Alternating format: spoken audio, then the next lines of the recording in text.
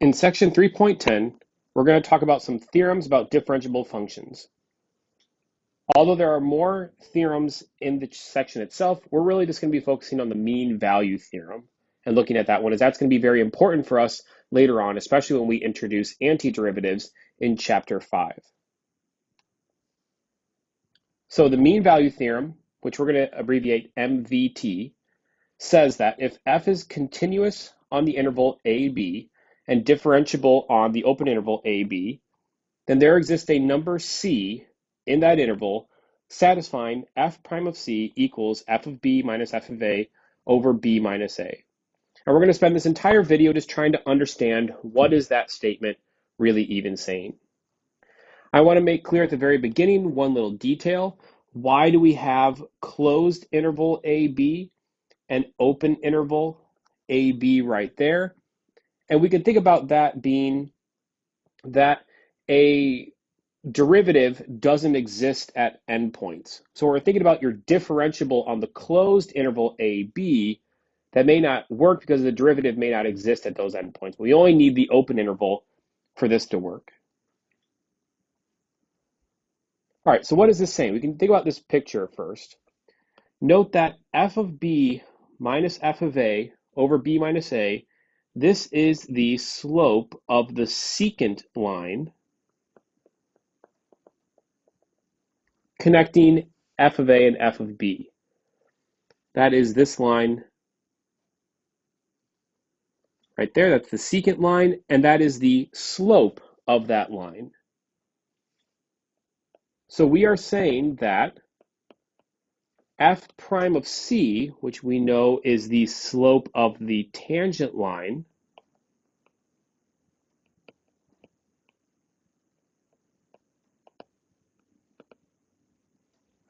is going to be equal to the slope of the secant line at some point. And in this picture, we can see that our tangent line and our secant line are parallel at that special value c. And it is guaranteed that there is some point in that interval where the tangent line is going to be parallel to the secant line. Let's think about the mean value theorem in another kind of way. Let's think about driving a car.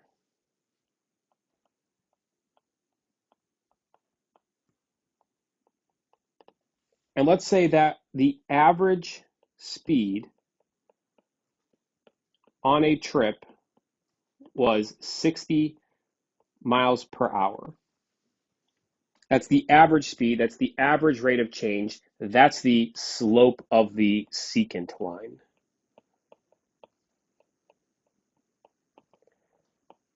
So if that was our average speed, the mean value theorem says that at some point,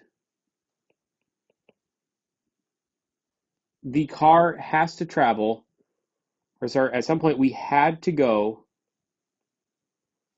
exactly 60 miles per hour. That is the slope of the tangent line.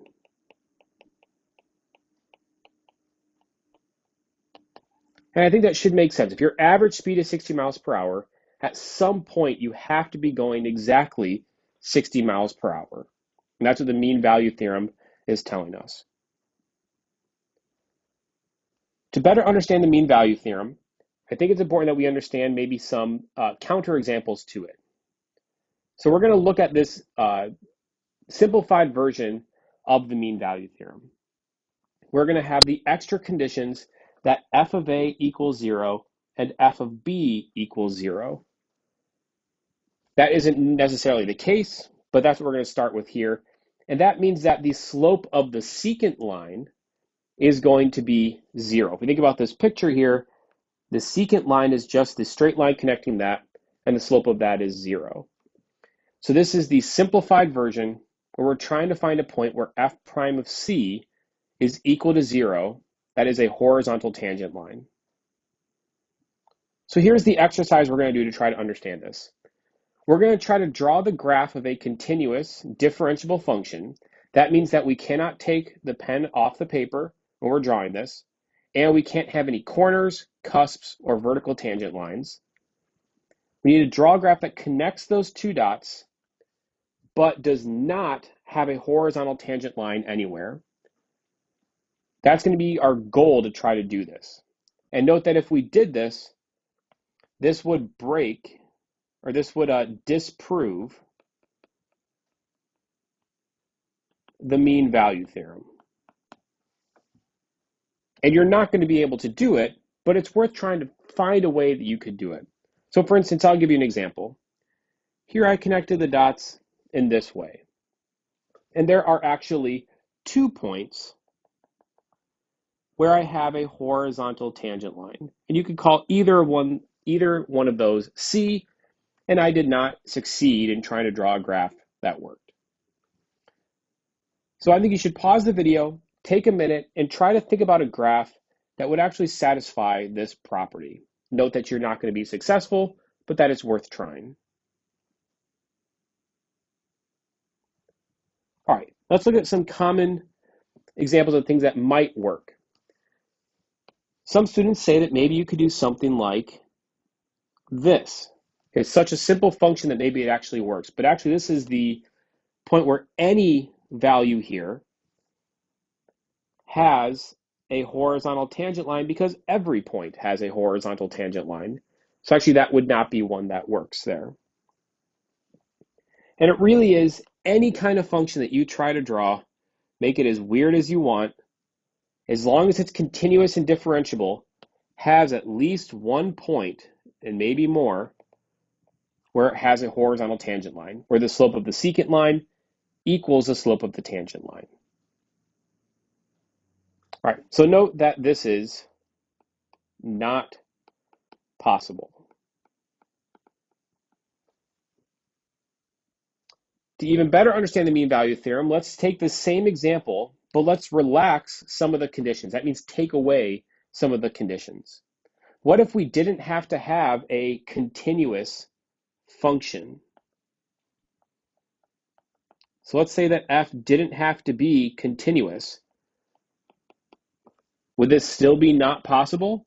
Or is there a way that this could work?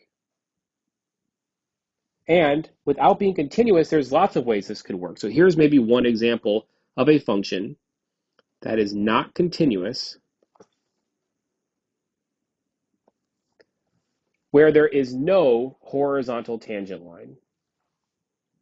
Right, there is no point C where f prime of C equals 0.